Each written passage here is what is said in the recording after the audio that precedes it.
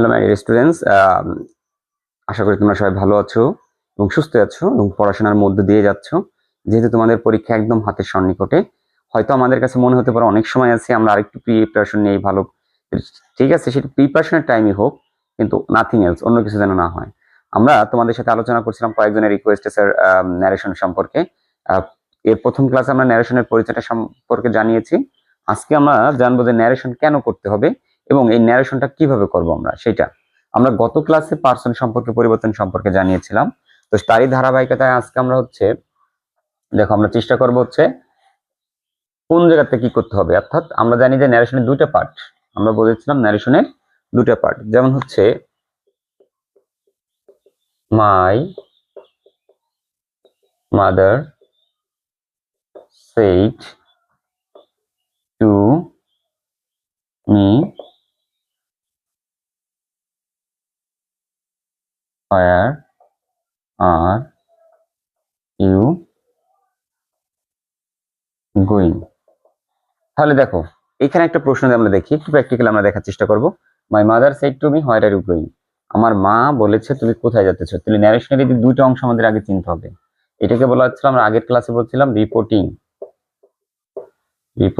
Speech, আর এটা হচ্ছিল reported speech. তাহলে এই যে রিপোর্টিং এবং রিপোর্টেড স্পিচ, এই যে রিপোর্টিং এবং রিপোর্টেড স্পিচ, এই যে আমাদের এইটা জাস্ট আমাদের যা আছে তাই, এটা আমাদের চেঞ্জ করতে সবসময় রিপোর্টেড স্পিচটা আমাদের চেঞ্জ করা লাগে, যার কারণে আমাদের এইটাতে কিন্তু করতে হয়। আর আমরা জানি যে ন্যারেশন করার সময় সবসময় রিপোর্টেড স্পিচ আগে আসবে। এখানে আমি একটু লিখে দিচ্ছি,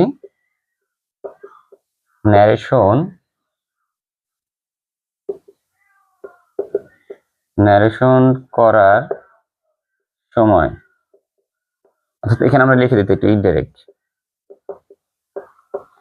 ন্যারেশন করার সময়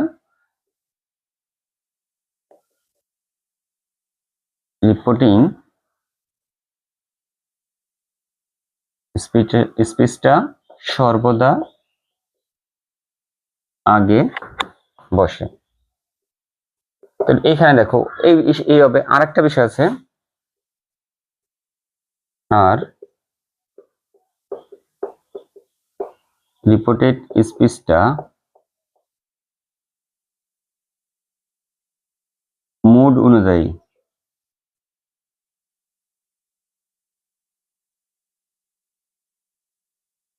পরিবর্তিত হয় এবং রিপোর্টেড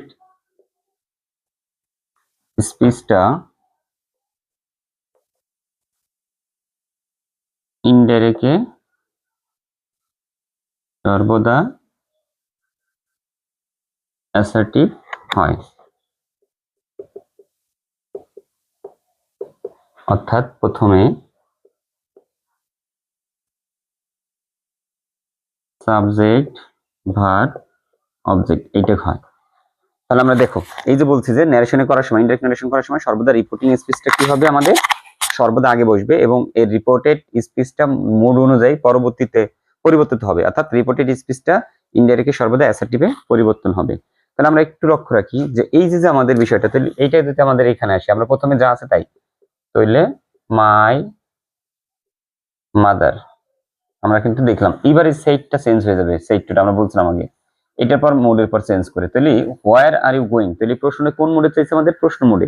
তার মানে এটা প্রশ্ন করা হয়েছে দেখে সেইটটা চেঞ্জ হয়ে গেল আস্কড। এবং এই যে আমরা জানি আস্কের পর টু বসে না, সরাসরি কি বসবে, মাই মাদার আস্কড মি। সাইডের পর টু বসে, টেলের পরও টু বসে না। এবার এই যে ইনভার্টেড কমা জায়গা আছে, যদি কোশ্চেন হয় এটা আমরা আস্তে আস্তে দিব। যদি কোশ্চেন হয় তাহলে, যদি এটা ডাব্লিউএস ওয়ার্ড দিয়ে শুরু হয় তাহলে এই ইনভার্টেড কমার জায়গায় এটাই বসাই দিব, হোয়ার। ভালো কথা। এবার আমরা আনবো ইনডাইরেক্ট স্পিচটা আনবো। তাহলে ইনডাইরেক্ট স্পিচের সাবজেক্ট কোনটা, ইউ। আমরা বলছিলাম পার্সনটা চেঞ্জ হবে ইউ থাকলে, অবজেক্ট অনুযায়ী, অবজেক্ট আছে মি, তাহলে এই মি অনুযায়ী সাবজেক্টটা দেবে আই।